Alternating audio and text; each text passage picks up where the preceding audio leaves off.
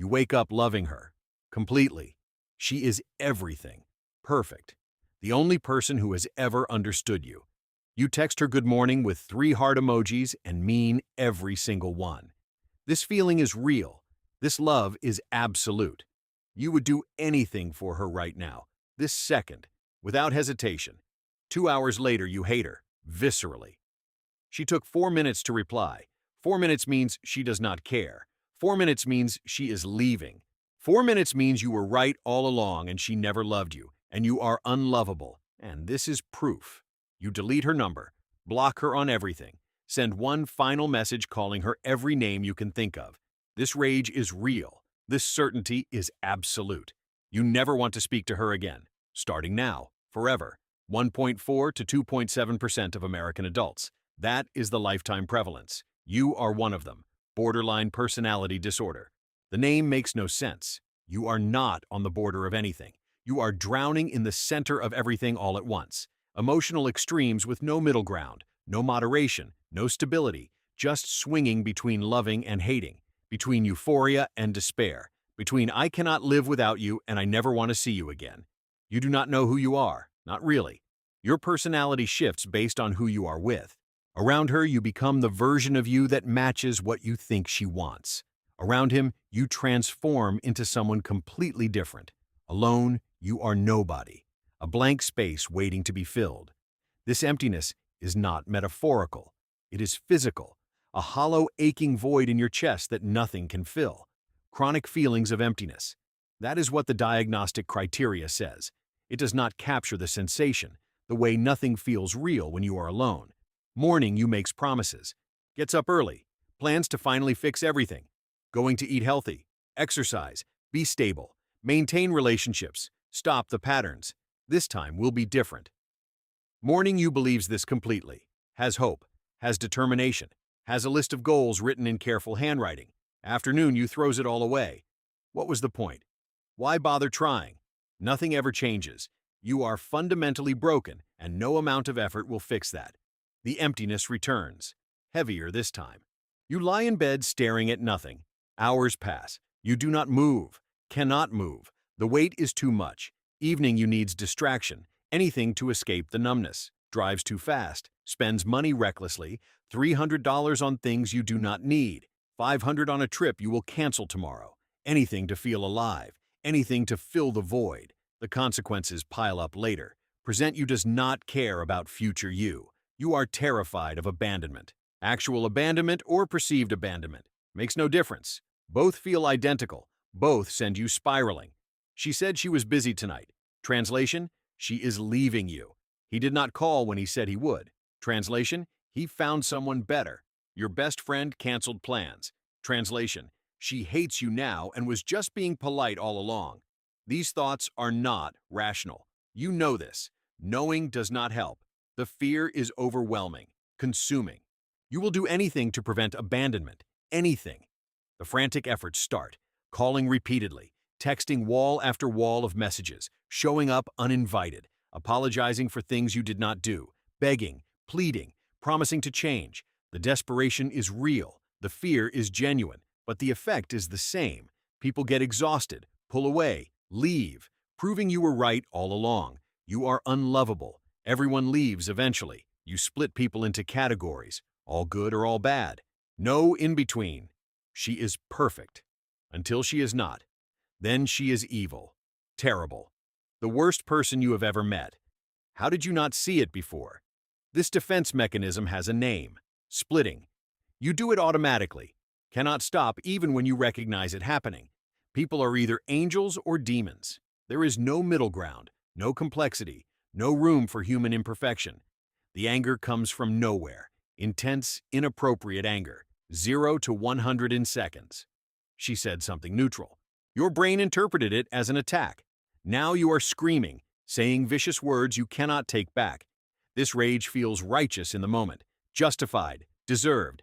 Later, the guilt crushes you. The shame is unbearable. You hurt someone you love, again. The cycle continues. Rage, then guilt, then self-hatred, then numbness, then rage again. You are impulsive, spending money you do not have, reckless driving, substance abuse, risky decisions made in moments, anything to feel alive, anything to fill the void. The consequences pile up. Debt increases, relationships crumble, jobs are lost. You promise to stop. Mean it when you say it. Do it again anyway. 2.4% worldwide, 12% in psychiatric outpatients, 22% in psychiatric inpatients. The statistics are higher everywhere you look. Clinical settings, emergency rooms, you have been in all of them, multiple times. Hospitalization provides temporary structure. Then you are discharged and nothing has changed. The patterns remain. The emptiness returns. You have comorbidities. 83% mood disorders, 85% anxiety disorders, 78% substance use, depression that never lifts, anxiety that makes leaving impossible, alcohol to numb everything. The medications help when you remember to take them. Stress makes you paranoid. Everyone is talking about you, plotting. She is definitely cheating. He is definitely lying. Your coworkers are trying to get you fired. These thoughts feel real. You act on them, accuse people, demand proof, push them away while desperately pulling them close. You dissociate under severe stress. The world becomes unreal. You watch yourself from outside. Nothing feels solid. Time skips. Hours disappear. You come back in strange places with no memory.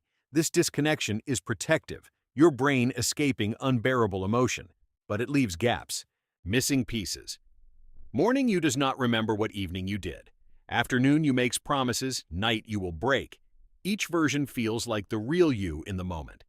But there is no consistent self underneath, just shifting states, different people wearing the same skin, no core identity to anchor to. This is why you do not know who you are, because you are not one person.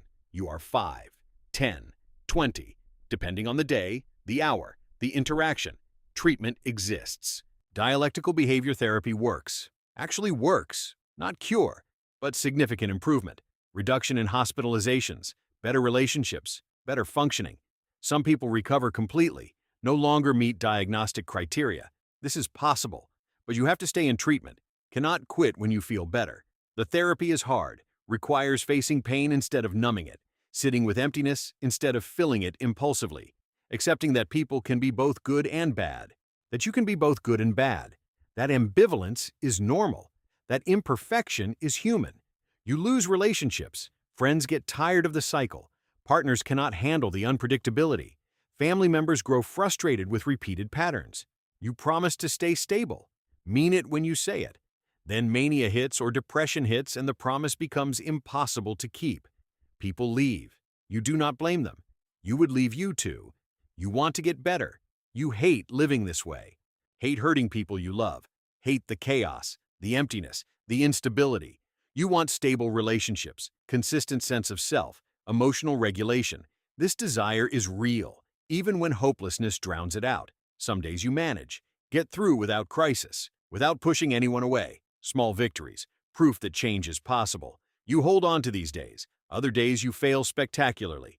Relapse, destroy something good, all or nothing thinking. Splitting applied to yourself.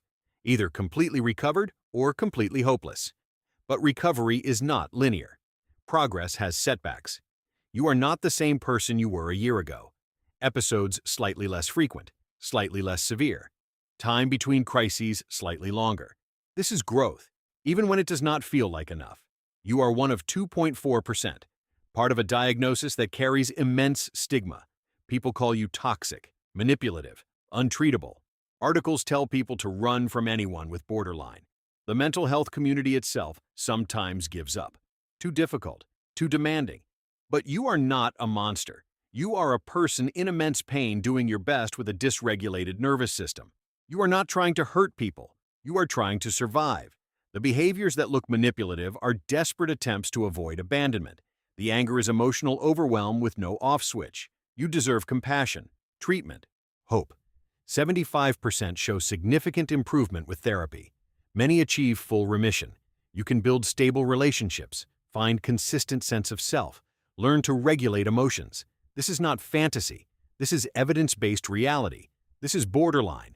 Every phase, every shift, every version of you that does not recognize the other versions.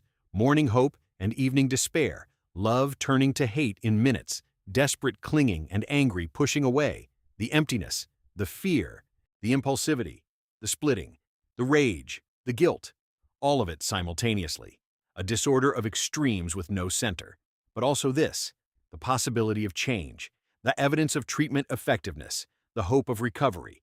You are more than your diagnosis, more than your worst moments, more than the chaos. You are a person deserving of help, capable of healing, worth the effort. Every difficult day, every small victory, every step toward stability. You are worth it. If you listened all the way through, let me know what you thought in the comments. Your feedback means a lot. Don't forget to like, subscribe for more content like this, and check out the next video on your screen. Big hug, and see you next time.